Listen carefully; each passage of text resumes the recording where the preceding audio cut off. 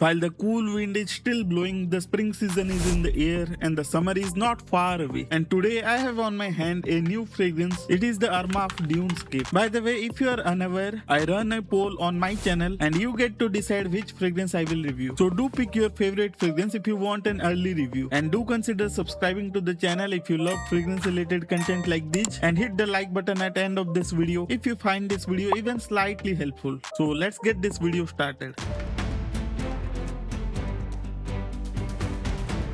Now let's begin with the presentation and packaging. And spoiler alert, this is one of the most beautiful bottles I have ever reviewed on my channel. Coming to the outer hard box, you see the sand dune graphics on the box and a small window on the top so that you can see the bottle inside it. On the top half it says Dunescape Dubai, and at the bottom it says Armaf Extrait de Parfum concentration. Nowadays there is a trend going over the new fragrances and most of them are coming in extrait concentration. But trust me, that doesn't always translate to performance. But we will see later in this video whether it's the case or not. At back of the box there is some regular information and you can also find the batch code and manufacturing details of this perfume. Now let's quickly move on to the most interesting part. It's the bottle, of course. Once you open up the box, you will be greeted with a sand dune pattern that will be present on the inner half of the box, and it does give it a very interesting look, and the bottle is safely placed inside that. Now let's keep that aside and get to the bottle. The first thing you are definitely going to notice is the cap. It's not stationary and it will move around in the cap, just like the sands move around in the hourglass. And not only that, there are sand dunes at the bottom of the glass, and to make it look even more cooler, they have given it a very shiny golden finish. And to complement it all, there is the bright yellow juice, and it's all transparent here, so that you don't have to struggle to find the juice label. On the collar of the bottle, there is Dubai written on the one side, and on the other side it's written Dunescape.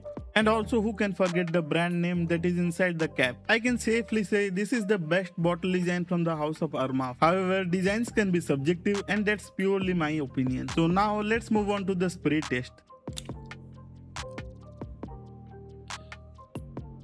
I would say the atomizer is a regular one, definitely not among the best I have seen, but it will get the job done nonetheless. So considering all the things, I would give this fragrance a solid 9.5 out of 10. It has a superb, unique presentation and packaging, and it is a very stunning and artistic bottle, and I have nothing like this in my collection. But keeping it aside, let's get into the scent profile, because if the scent isn't good, what is the use of the presentation and packaging, isn't it? This perfume opens up with a fresh burst of citruses, and underneath that lies a very refined aromatic spiciness. Although the citruses in this fragrance feels quite juicy, it is still managed so well. The smell doesn't spill into the casual side, but at the same time it will still give you the refreshing vibe. I feel that the aromatic spices are the real stars of this fragrance. It has very light, fresh, zingy ginger at the top and also slightly peppery, although nothing like the Dior Sauvage or anything like that. Imagine just like a fizzy, bubbly soda drink. The refreshing feel is due to the orange and bergamot, and the aromatic facet is due to the juniper and the geranium. The opening part of this fragrance is actually the most interesting one and also very attention grabbing as well. But once the citruses settle down, it will be the spices and light floral hints which would be more prominent. The sage in many fragrances has a little bit of peppery smell. It's very mild but it is present, and it also lends a green undertone to the fragrance. Don't get me wrong, it's not a spice heavy fragrance, but you are definitely going to notice the aromatic spices in this fragrance. This is also that specific stage where this perfume reminds me of the YSLY EDP. Once it goes into that direction, it's in the realm of the mass appealing fragrances. The apples, the tonka beans, along with slight amber and musky facet, this is what you will get in the late stage of the dry down. While many reviews will be glazing the YSLY smell, honestly I was never enchanted with that perfume and it never really wowed me. Don't get me wrong, that's a very good perfume, but it never really felt groundbreaking to me. This on the other hand has a sparkling, fizzy, citrusy element to it at the top, and that's the sole reason I am loving this fragrance even more. The citrus ginger combination has always been my favorite, and this one is no different either. Now coming to the versatility factor of this fragrance, as I said earlier in the video, the citruses in this fragrance are very refined, and that makes it a perfect choice for your office fragrance. But they are also sparkling and fizzy enough so that you can continue wearing this fragrance in the casual situation as well. This is sort of a fragrance that you don't have to think twice before wearing it. Is the scent profile blind buy worthy? In most cases I would have said no, but in this case I don't see many many people hating this fragrance. In fact, it is going to be a very mass appealing fragrance, and mostly you are going to get positive reaction from people around you.